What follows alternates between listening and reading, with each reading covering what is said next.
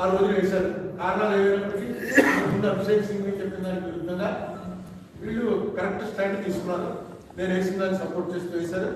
చేస్తూ మొత్తం లెక్కలన్నీ ఇచ్చారు.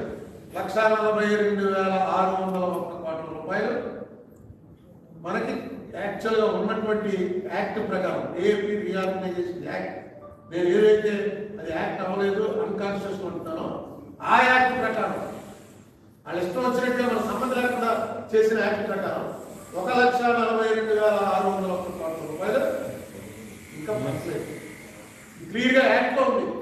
ఈ డబ్బు ఆంధ్రాకి 52%, తెలంగాణకి 42% చెందుతుంది జనాభా బట్టి. ఇప్పటివరకు అవ్వలేదు. 245 ఇన్స్టిట్యూట్స్ ఉన్నాయి. ఆ ఇన్స్టిట్యూట్స్ దిగిన ఇంకా అవ్వలేదు. 11 ఏళ్ళు అయింది. మొట్టమొదటి ఏ వ్యాపారం ఉండండి, అన్నదమ్ములు ఉండండి, పంచుకునేటప్పుడు ఫస్ట్ ఏవైతే ఆల్రెడీ ఉన్నాయో అవి పంచుకుంటారు. అవి పంచుకోవాలి మనకి రావాలి. ఎందుకంటే హైదరాబాద్ వెళ్ళిపోయింది మనకి. హైదరాబాదే మనకి ఆయుధ పట్టు మొత్తం అంత ఇండస్ట్రీ హైదరాబాద్లోనే ఉంది. మొత్తం రెవెన్యూ అంతా హైదరాబాద్లో ఉంది. ఆ హైదరాబాద్ ఇచ్చేసారు. హైదరాబాద్ రెవెన్యూ ఏం చేయాలన్నది కూడా ఎక్కడ పెట్టాలి, యాక్ట్లో లేదు. అసలు క్యాపిటల్ ఉన్నది వెళ్ళిపోతుంది. రాష్ట్ర విభజన జరిగింది ఇదే. ఎందుకంటే క్యాపిటల్ ప్రాంతంలో వాళ్ళు ఎప్పుడు మా రాష్ట్రం ఇక్కడ తీసేయండి పడదు. ఇంకొక ప్రత్యేకమైన ఎప్పటి నుంచో దీనికి చరిత్రని పోరాటానికి ఏదో చేశారు, డివిజన్ చేశారు. నేను అడుగుతున్నా ఏంటంటే అన్కాన్స్టిట్యూషన్లోనే చేసిందాన్ని కరెక్ట్ చేయడానికి కాకపోతే ఇక పార్లమెంట్ ఎందుకు? ఇప్పుడు నేను వెళ్ళి మళ్ళీ రాష్ట్రాలు కలిపేయండి, మీరు చేసిన తప్పు కాబట్టి మళ్ళీ రెండో ఒకటి చేసేస్తున్నాం. అది కూడా ప్రేయర్ కూడా మార్చేశాను. 4/3/22 మార్చి 4 ప్రేయర్ కూడా మార్చారు. ఏమని? ఫార్మలేట్ గైడ్ లైన్స్, ఇక ముందు ఎలా జరగాలి దాని మీద గైడ్ లైన్స్ ఫామ్ చేయండి.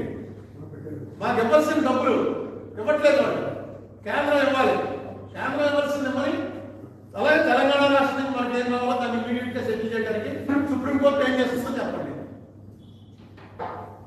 ఇది మన ప్రేయర్ మార్చింది. దీని మీద కూడా వాళ్ళు ఏమనుకుంటారో వీళ్ళు ఏమనుకుంటారో అంటే అప్పుడే అన్ని ప్రభుత్వాలు అయిపోయి తెలుగుదేశం రెండోసారి వచ్చేసింది, జగన్మోహన్ రెడ్డి ప్రభుత్వం అయిపోయింది. ఇప్పుడు ఎందుకు మళ్ళీ నాకు ఆశ ఏంటంటే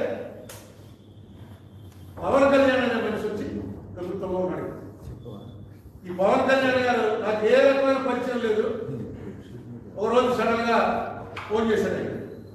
ఫోన్ చేసి మాకు మధ్య పోయి ఇరుపక్షాల వాళ్ళకి తెలుసిన పలానా ఫ్రెండ్ ఉంటాడా, పలానా అనుభవాన్ని చెప్పుకుంటాడు. ఇలా కూడా ఏం లేదు, ఆయన అసలు పరిచయమే లేదు. చిరంజీవి గారి పరిచయం ఉంది కానీ పవన్ కళ్యాణ్ గారి పరిచయం లేదు. ఆయన ఎప్పుడు నేను చూడలేదు. ఒకరోజు సడన్ గా మా ఇంటి దగ్గర మీరు అందరూ వచ్చారు. ఏంటంటే ఇప్పుడే పవన్ కళ్యాణ్ చెప్పాడండి టీవీలో అరుణ్ కుమార్ పిలుస్తున్నాను, ఫ్యాక్ట్ ఫైండింగ్ కమిటీ చేస్తున్నానని. నాకు అప్పుడు తెలియదు, ఎందుకంటే టీవీ చూడాలి. అప్పుడు సరే అని చెప్తే మళ్ళీ సాయంకాలం 7 గంటలకు అసలు పవన్ కళ్యాణ్ నాకు తెలవడం బాబు అప్పుడు చెప్తాను మీకంటే పవన్ కళ్యాణ్ ఫోన్ చేశాడు. చేసి మమ్మల్ని కలవడానికి రావాలి అంటే మీరు ఎందుకంటే రావడం నేనే వస్తాను, నేను హైదరాబాద్ వస్తూనే ఉంటాను, నేను వచ్చినప్పుడు మీరు ఏం వస్తాను. 7వ తారీఖు నేను ఫోన్ చేశాడు ఆయన. 11వ తారీఖున కలిశాను. హైదరాబాద్ వెళ్ళి 11 ఆయన కలిశాను.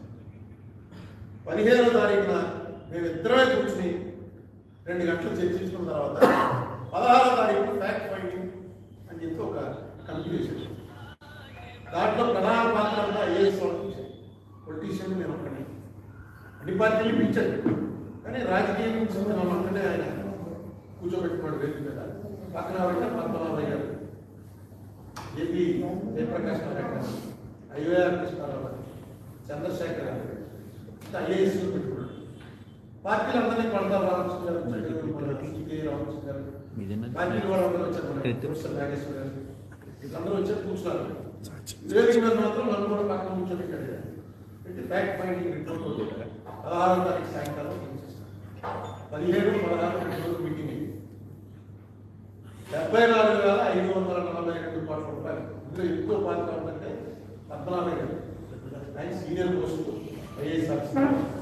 మీ తరం వాళ్ళకి తెలియకపోవచ్చు కానీ మా తరం వాళ్ళకి ఆ టైంలో ఎక్కడ ఏ ఆపరేషన్ అయినా కొంచెం క్రిటికల్ ఆపరేషన్ వచ్చిందంటే అస్సాంలో గొడవైనా, సౌత్ నార్త్ ఈస్ట్లో గొడవైనా ఇమీడియట్గా ఎవరో ఆఫీసరు ఇన్వెస్టిగేట్ చేయగలవాడంటే ఈ పద్మనాభయ్య గారు. ఆయన మన జిల్లాలోనే దగ్గర బాగా పద్మనాభయ్య పేరే మీడియా ఇది లేదా ఇది, కానీ డెఫినెట్గా ఆయనకు తెలుసు ప్రపంచం ఏం నడుస్తుంది, భారతదేశం ఏం నడుస్తుంది. ఆయన పెట్టండి, ఆయనకి ఆయన తయారు చేసి వచ్చాడు. ఆయన ఒక రోజు టైం తీసుకున్నాడు, ఒక రోజు 2 రోజులు కాదు 15 రోజులు టైం తీసుకున్నాడు. ఆయన మార్చి 3వ తారీఖున హైదరాబాద్లో ఆవాస్ అనే మండలంలో మళ్ళీ ఇంకో మీటింగ్ పెట్టారు. ఆ మీటింగ్ వెళ్తే ఆ మీటింగ్లో ఆయన తయారు చేసుకొచ్చాడు. నేను పవన్